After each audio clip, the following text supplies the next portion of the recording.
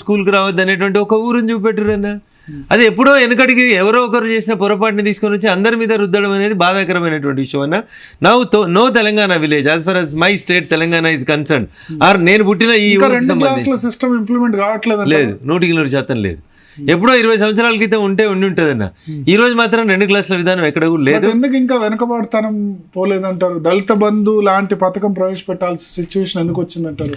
బాధాకరం ఏంటంటే వాళ్ళ చేతిలో వ్యవసాయం చేసుకోవడానికి భూమి లేకపోవడం వల్ల వాళ్ళు కొంతవరకు కూలీలుగా ఉండాల్సినటువంటి దుస్థితి వచ్చింది.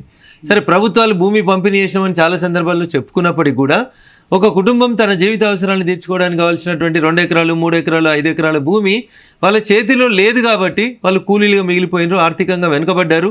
ఈ రకమైనటువంటి ఆర్థిక అసమానతల్ని తొలగించాల్సిన బాధ్యత మీ మీద, నా మీద, హిందూ మతం మీద, హిందూ ధర్మం మీద, సనాతన ధర్మం మీద ఉందనేటువంటి మాట అంగీకరించాల్సింది ఎవరికన్నా. తాను వ్యవసాయం చేసుకోవడానికి కావాల్సిన 3 ఎకరాల భూమి ఉంటే తను కూలిగా ఎందుకు ఉండడు కదా. అట్లాంటి పరిస్థితులు లేవు కాబట్టి ఊర్లలో ఇంకా ఈ రకమైనటువంటి ఇబ్బందులు అవస్థలు తప్పలేవు. కానీ మీరు చెప్పిన 2 క్లాసుల విధానం లేదు, మీరు చెప్పినటువంటి దళితుల్ని పాఠశాలకు రానియకపోవడం, మీరు చెప్పినట్టు దళితుల్ని గుడికి రానియకపోవడం, ఇట్లాంటి ఏం లేవు భరత్ గారు. 100% నాకున్నటువంటి అవగాహన మేరకి ఏ పల్లెటూరుకి వెళ్ళినా కనబడే ఎక్కడైనా 1-6 సంఘటనలు అప్పుడప్పుడు రిపోర్ట్ అయితే అది దురదృష్టకరం. మీరైనా మేమైనా అందరం వాటిని ఎరాడికేట్ చేయాల్సిన అవసరం అవుతుంది. ఓకే, ఇంకోటి మనుధర్మ శాస్త్రం అన్నది సనాతన ధర్మం. నేరం చేస్తే కులాన్ని బట్టి శిక్ష ఉంటుంది, శూద్రులు వృత్తి ఉద్యోగాలు చేయకూడదు. ఇవన్నీ కూడా సోషల్ మీడియాలో లాస్ట్ 2 daysగా సర్క్యులేట్ అవుతున్నాయి. ఇవన్నీ ఎప్పుడో మర్చిపోయినటువంటి అంశాలు, ప్రజలకు ఎవరికి తెలియనటువంటి కింది కులాల స్త్రీలను పెళ్లి చేసుకోవచ్చు. బట్ ఇవన్నీ కూడా కావాలని హిందువుల మధ్యన అనైక్యతని కొంతమంది కావాలని సృష్టిస్తూ సోషల్ మీడియాలో రాస్తున్నటువంటి ఆర్టికల్స్ తప్ప ఇట్లాంటి ఏం మీకు బుద్ధి వచ్చిన తర్వాత మీకు గుర్తున్నంత వరకు ఇట్లాంటి ఏమైనా ఉన్నాయా చెప్పండి మీరు? ఈ కులం ఆ కులాన్ని పెళ్లి చేసుకోనేది అనేది ఏమైనా ఉందా అన్న భరతన్న?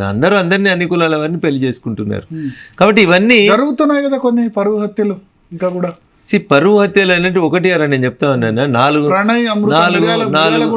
కోట్ల మంది ప్రజలలో ఒక సంఘటన జరిగితే దాన్నే భూతద్దంలో పెట్టి మొత్తం అట్లా జరుగుతుంది. ఎంతమంది చేసుకోవట్లేదన్నా? మిర్యాలగూడలో మారుతీరావు అదే చెప్తా ఉన్నా. 1, 2, 4 కోట్ల జనాభాలో 1-2 తప్పు చేస్తే అన్న దాన్ని మొత్తాన్ని ఒక ధర్మానికి ఆపాదించడం ఎంతవరకు న్యాయం చెప్పుండ్రు? అది కరెక్టే అంటారు. 4 కోట్ల మంది అన్న, 4 కోట్లలో 4 తప్పు చేసిర్రు అనుకోండి.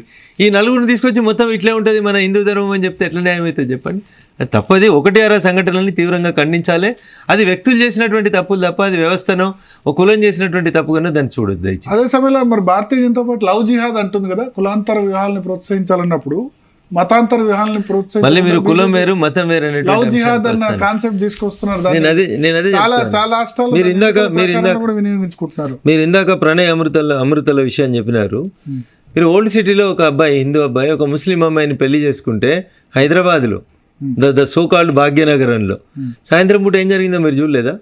రోడ్డు మీద పడేసి నరికేసిపోయినారు కదన్న. ఆయన చేసిన తప్పేంది? ఒక హిందూ అబ్బాయి మతం మారకుండా ఒక ముస్లిం అమ్మాయిని పెళ్లి చేసుకున్నాడు. దానికి వాళ్ళ ఫ్రెండ్స్ వచ్చి హైదరాబాద్లో కదా 2022లో కదా 2022లో కదా జరిగింది. దళిత అబ్బాయి 2022లో కదా జరిగింది. మరి అప్పుడు ఎందుకు మాట్లాడలేదు వీళ్ళంతా? అదేంది మరి? అదేమన్నా లవ్ జిహాదా? అది కాదు కదన్న. అక్కడ లవ్ జిహాద్లో ఏం జరుగుతుందంటే టార్గెటెడ్గా ఒక మతం సంఖ్యను తగ్గించి ఇంకొక మతం తన సంఖ్యను పెంచుకోవడానికి చేస్తున్నటువంటి కుట్ర కాబట్టి దాన్ని ఖండిస్తా ఉన్నాం. కుట్ర జరుగుతుందా?